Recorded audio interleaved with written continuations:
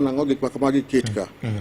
Koro kaindi emadwa kwayo kata mana koro jo mantie ma serikal.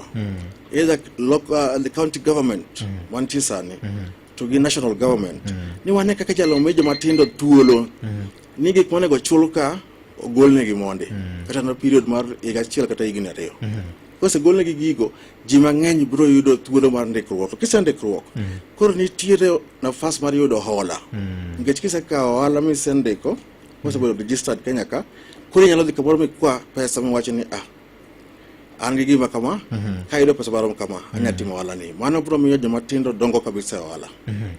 Erokamano ahinya. Iwacho wach mangima ni puonjruok information gaps samoro nitiere. Yes. Ng'eyo ni wayudo gi kanye? Where do we get this information?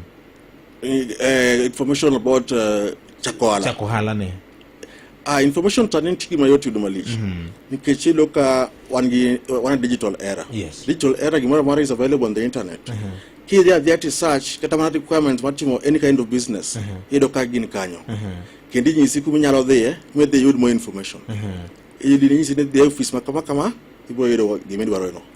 Omiyo sani then nitie joma bende wuok oko. Nitie jomatindo mawuok majiwo jomatindo jowetegi mapuonjogi ni biuru e hola makamaendi. Nitie apprentice ma idhi adhi kuma ng'ato nosechako mare ti ing'iyo kata kichako tiyo ne nono ti opuonjo hola sama in kanyo to in ka ipuonjori ng'ani timoga kama koloko